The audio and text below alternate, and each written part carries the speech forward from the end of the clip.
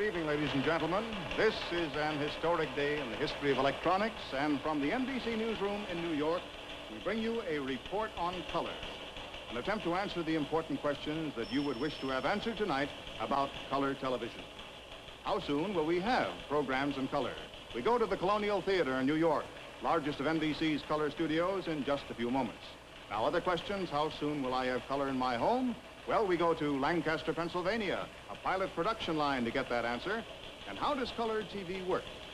We'll go to Princeton, New Jersey, and there at the Princeton laboratories, we'll get the answer from the scientists who made color television work. First, we welcome to the NBC newsroom the president of the Radio Corporation of America, Mr. Frank Folsom. Good evening, ladies and gentlemen. You know, Jim, a newsroom is very unfamiliar to me. Now, where do we begin? Well, Mr. Folsom, we begin by going to Hollywood, where a very distinguished commentator is waiting to get into the act. So go ahead, Hollywood.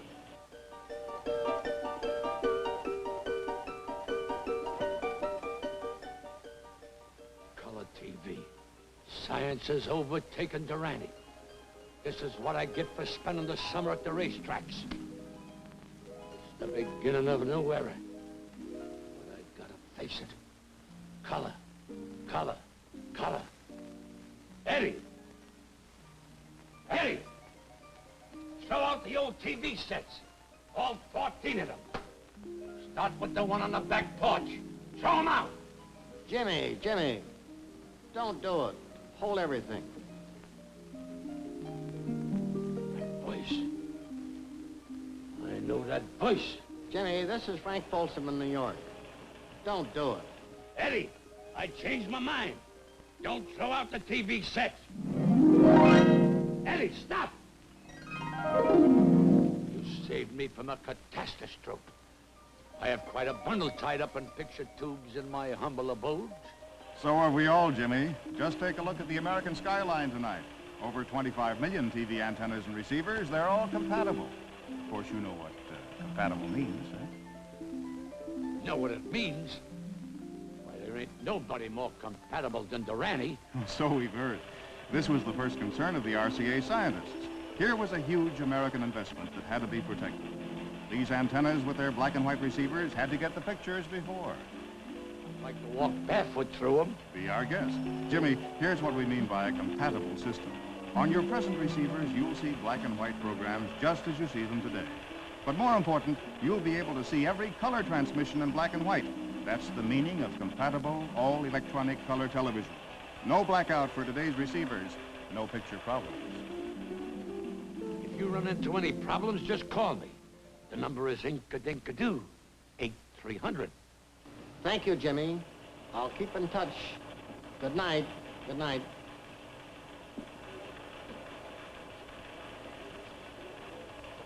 Now from the NBC newsroom, we switch to the stage of the Colonial Theater in New York, largest of NBC's color studios. Jimmy, if you take a close look, I think you'll see an old friend. Sylvester L. Weaver, Vice Chairman of the Board of NBC. Hello, Jimmy. This is the place, the most exciting place in the world today. Yes, this is the first great color television theater. It's amazing. It is amazing, Jimmy. And it's more than amazing. It's a great challenge to all of us.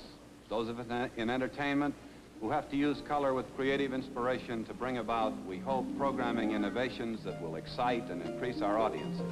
That goes for writers and producers, directors, actors, entertainers, all of us. We now have a chance to enlarge and improve our television service. Those of us who are working on the coverage of the real world, we now have a new dimension to work with, reality. For color means reality. What you see on the screen is what you would see if you were really there. Our newsmen will now bring you the blazing red center of a 4-alarm fire or the blush on a politician's cheek. Whatever any man can see in our country, every man can see. The wonders of our beautiful country in color. And so this great program service will bring the real world and entertainment and storytelling to us all in color. If we program intelligently, the grand design of television will accelerate mankind's forward progress. And from this theater here, the Colonial Theater, NBC attractions and stars will begin to be seen in their color premieres starting at once. All the great names of show business will be on this stage in the weeks to come including, of course, the one and only James Durante, Esquire. The impact of it all. Who will be with you when you're old and gray and red, green, blue, and chartreuse? I'll have to use softer tones. Ink, an inkity, a little red, a little blue. A little blue, there could be too much blue. Pat Weaver, Pat! Pat! Yes, Jimmy? What is it? Am I gonna look natural on color TV? Will they see me as I really am? As you really are, Jimmy, in glorious color. What a relief. Well, I have here Dick Day, 6-time Academy Award winner and NBC's color consultant. I'm sure that he can reassure you. Dick? Hello, Jimmy. For the past 2 years, a group of scenic designers, costume designers, and makeup artists have been working in color television at NBC. Costumes are designed in color to complement the actor and add a dramatic element to his characterization. Generally speaking, backgrounds are muted and simple so that the attention is focused on the performer. The problems of makeup are handled by experts to ensure that the performer, in color, is a living and natural human being. The complexion, the eyes, the lips, the makeup must be perfection, even to the nose. Colossal. Stupendous. Pat, if I may interrupt, could we take a moment to explore the financial aspects of color television? Of course, Jimmy. To put it bluntly, if and when all goes well, what's a color receiver gonna cost me? Jimmy, it'll be well into next year before color sets are available. And there won't be many of them at first. The cost, well, about $800 to $1,000. Jimmy, what are you doing? With that kind of money involved, I gotta reappraise my investments. Jimmy, this is a good time to talk about color sets. The first will have 14-inch pictures, and they will be expensive. There will not be very many of them at first, but as always in American industry, ingenuity and know-how will see to it that the product is streamlined, the sets are increased in value, and in general, following the same course as black and white television, you will soon find color sets being built that are economical and very good. Meanwhile, your black and white receivers will get all the programs that we ever put on in color, and you will be able to see everything. So if you need a black and white set, you should get one right away. Is that so? I'm sorry, Pat. I just lost my head for a moment. Eddie, you heard what Mr. Weaver said. Go out and buy me another television set. That'll make it an even 15. Jimmy, you're loaded. Now, come with me as we go a bit farther backstage in color, to the control room. Through this door past the finest broadcast engineers in the world. And with them now is NBC's Vice President in charge of engineering, Mr. O.B. Hanson. O.B., what goes on in there? More than meets the eye, Pat. More than meets the eye. And incidentally, this is no place for a man who is colorblind. Just now, our cameramen are checking their cameras on color test patterns. An important prelude to any broadcast in color. Okay, okay for the blue now. Let's register the red and green. Ed, give me some red hue. Hold it, that's enough. We're at the end of the range, Warren. Okay, now those are nice. There we are. Okay, go. Hold it, that. Now that's good. Okay, Ed, that finishes the blue. Now let's register the red and green. Okay, now red and green. We're at the end of the range. In color TV, the control room is about 3 times as large as we know it in black and white, due to the additional equipment needed for color TV. These color cameras are much more complicated than black and white TV cameras. In effect, they're about equivalent to 3 black and white cameras. These color cameras are equipped with 3 image orthicon tubes, one for each of the 3 basic colors, one for red, one for green, and one for blue.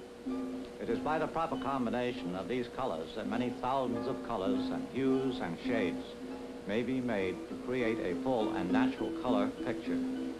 Obviously, the control of these mixtures must be carefully done by skilled engineers at the control board on my left. Okay, Okay, Ed, now we got the blue set. There we Let's are. register the red and green. Okay, go. All right. Hold it that. Now, that's good. Okay, Ed, that finishes the blue. Now let's register the red and green. Okay, now red and green. We're at the end of the range, Warren. We leave the control room of the Colonial Theater to go to Princeton, New Jersey, to the RCA laboratories. And to Jimmy Durante in Hollywood, we introduce Dr. Elmer W. Engstrom, Vice President in charge. My pleasure, Dr. Engstrom. My pleasure, Mr. Durante. You can call me Jimmy. And you can call me Elmer. Elmer, I got a question. I don't want to appear retrogressive, but when I get a color receiver, will I be able to see black and white telecast? Just for old time's sake. Of course, Jimmy. Just as your present receivers will get color in black and white, so your color set will get all future black and white transmissions. You're compatible, remember? And Jimmy, while we're here in Princeton, I want you to meet Dr. C.B. Jolliffe, Vice President and Technical Director of RCA. Hello, Dr. Jolliffe. Hello, Jimmy. Dr. Jolliffe, how long has research in color television been going on? In fact, electronic television research has been going on since 1923, when Dr. Zworykin of RCA invented the iconoscope. That's the all-electronic camera tube which laid the foundation for the development of electronic color, way back in 1923. That's a long time ago. I was a mad boy at the time. We first demonstrated electronic color in 1940. Then, with the war, our research turned to military assignments. Since 1945, we have worked at perfecting all electronic compatible color television. And now, it's a reality. It's colossal. Durante is catching up with science. Tell me everything. And don't even omit an apostrophe. Well, get on board, Jimmy, and fly with us to Princeton. There's the famous university, and close by, these world-renowned electronics laboratories.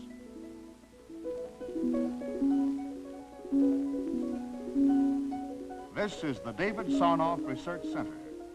Let's go inside. And here's our first stop, a very quiet spot indeed.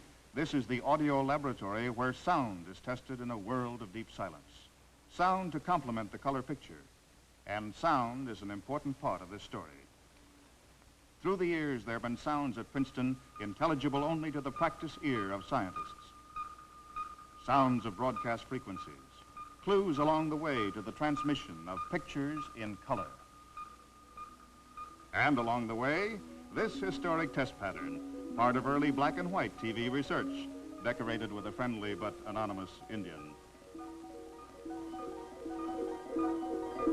Side by side with the men who perfected monochrome or black and white TV, scientists were at work on the far more complicated problems of television in color.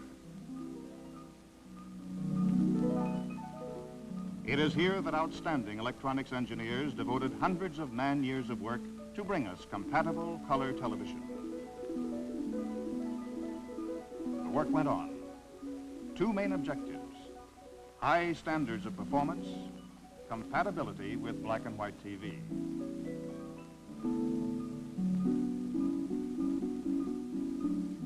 These men were living in our futures.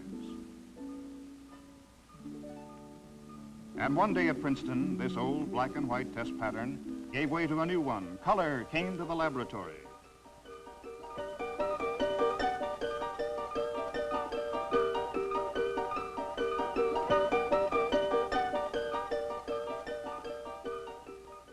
Research went on. In color TV, the image is broken up into three primary colors: red, green, blue. Now, with these primaries, almost any color in the visible spectrum can be described electronically by selecting the proper values of hue, saturation, brightness. Tubes are an important part of this story. The scientists who developed RCA color television bring a range of colors to the screen even wider than that achieved by commercial color printing or color photography.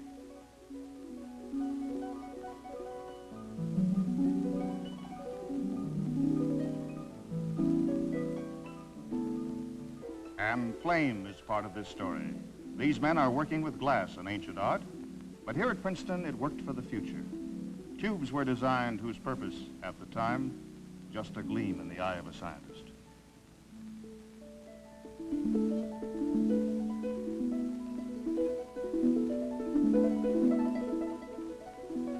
It's the original kiss of fire. No, Jimmy, as a matter of fact, it's the original RCA tricolor kinescope or picture tube, first demonstrated in 1950, a milestone in the history of electronics. I'm fascinated. Well, good. This single tube with its 3 color guns is the heart of the receiver, and here's how it writes its message with a fine pencil of electrons, a model slowed down hundreds of thousands of times. Now we can see just how the electrons spray the picture tube. First they hit a shadow mask, then the face of the tube itself. This shadow mask has hundreds of thousands of tiny holes. It's really the traffic policeman, assigning each color to its correct position on the screen. Under the microscope, looks just about like this. Now the color picture itself appears on a phosphor screen. As many as 600,000 phosphor dots on it, arranged in precise patterns of red, green, blue, red, green, blue, red, green, blue. And Jimmy, a phosphor, as you know, is any material made luminescent by a radioactive agent. You did know that. It has to be just right, too, so that when it gets the message from the electron gun, it glows with the right color on the screen.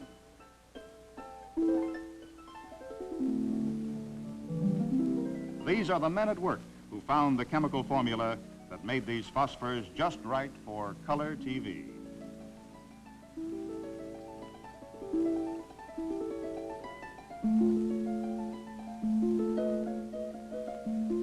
So in our picture tube, we have the shadow mask, and in front of that, the phosphor picture screen. Now, take a close look at the tricolor gun in this picture tube. That's it. Put them all together, gun, shadow mask, phosphor screen, and there you have the reality of the tricolor, all-electronic picture tube. And here at Lancaster, Pennsylvania, the RCA Victor plant and the first pilot production line of these kinescopes getting underway. To get those red, green, and blue phosphors just right, they're placed on the screen in this fashion.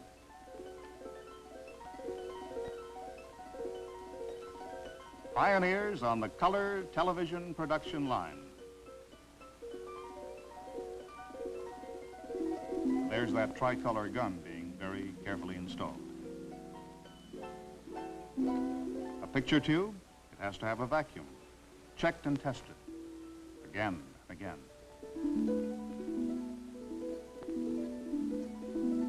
A pilot production line for color television in Lancaster, Pennsylvania, a careful prelude to coming mass production.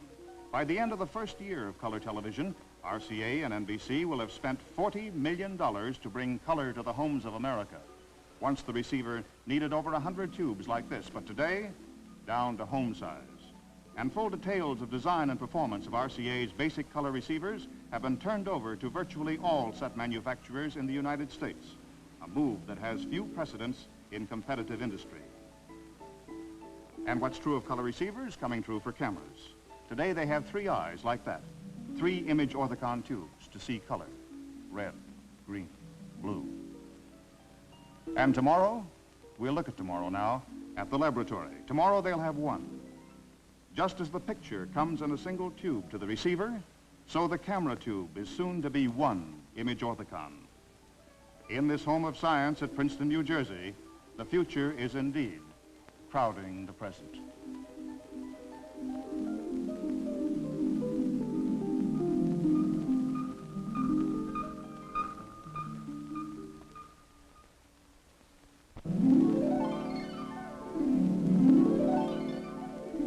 Today, the color kinescope brings a 14-inch picture to the home receiver. Tomorrow, research will bring a giant color tube like this one.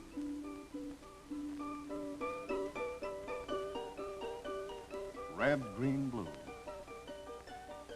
Brightness, saturation, hue.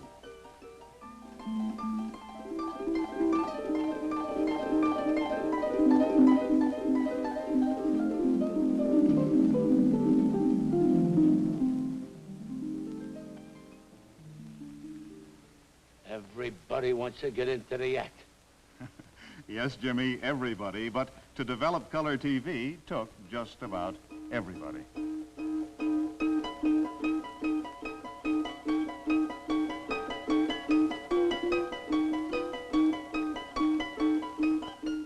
In color television, a vast amount of electronic information has to be transmitted.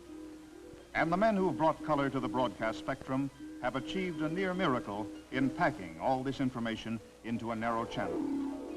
Transmitters will be sending out the color signal on the same 6 megacycle channel that carries today's black and white programs.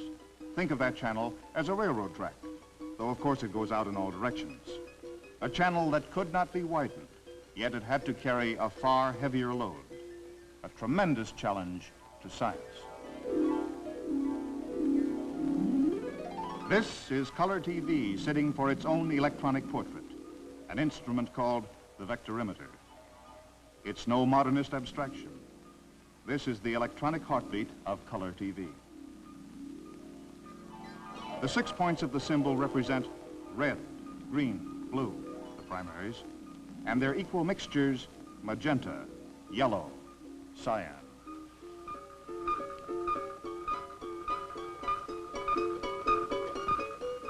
And all this electronic information is today carried to its destination, your home, without usurping any part of the crowded broadcast spectrum.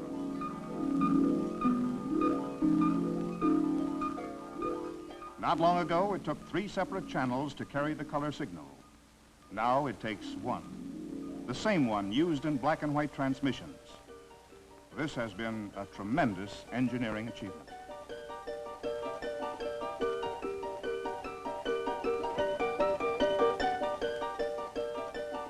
Tonight, our story of color TV has taken us to Hollywood, and to Lancaster, Pennsylvania, and to Princeton, New Jersey, to the Colonial Theater in New York City. And now we go to the RCA building in New York, where we're to hear from the man whose leadership in electronics has inspired these men of science to create compatible color television. Ladies and gentlemen, the chairman of the board of the Radio Corporation of America, General David Sarnoff. Ladies and gentlemen, I take this opportunity to congratulate the Federal Communications Commission on the action it has taken today in approving signal standards for compatible color television. The RCA system operates on these standards. Approval by the FCC of compatible color television broadcasting is a great victory for RCA, but an even greater triumph for the public and the television industry. RCA developed the compatible color television system. We have fought and worked hard and long for its adoption for commercial use because we were confident from the beginning that it is the right system in the public interest. Without the essential feature of compatibility, your present television set would go completely blind to color broadcasts. But with the compatible standards now approved by the FCC, you will be able to receive the color pictures in black and white on the set you now own without any changes whatever. This day will be remembered in the annals of communications, along with the historic date of April 30th, 1939, when RCA and NBC introduced all-electronic black and white television as a new broadcast service to the public at the opening of the World's Fair in New York. At that time, we added sight to sound. Today, we add color to sight. RCA is proud of the leadership its scientists and engineers achieved in developing the all-electronic black and white television system, the all-electronic compatible color television system, and the RCA tri-color tube, which made the latter practical. Dedicated to pioneering and steadfast in our purpose to give America preeminence in communications. We shall continue our efforts to advance and to merit the faith and confidence the American people have in RCA as an emblem of quality, dependability, and progress. And now, where's my friend Jimmy? I'd like to have an opportunity to talk with him. General, I was hoping you'd call me in for consultation. You know something? This is bigger than both of us. You're right, Jimmy, and I'm delighted that you're with us tonight. General Sanoff, the pleasure is all mine. It's a thrill to be part of this story. And I want to add my sincere tribute to the scientists who are bringing us this wonderful colored television. They've done a tremendous job, but there's so much more that these men of electronics will do for us as they go on to new achievements. Yes, Jimmy, we live in exciting times, times of great promise. And television in color is only one of the many inventions that is ours to enjoy. If the statesmen and the rest of us work for the peace we must have, there is so much that science can bring us. If we can concentrate on the arts of peace in a world at peace. Good night, Jimmy, and good night to you, ladies and gentlemen.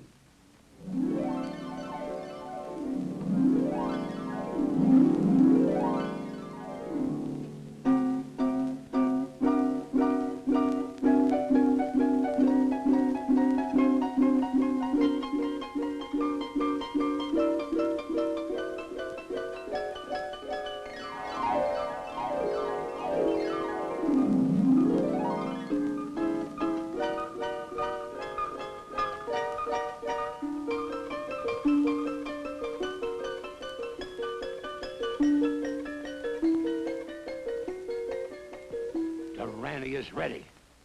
I'm ready for color TV. But is color TV ready for Durante?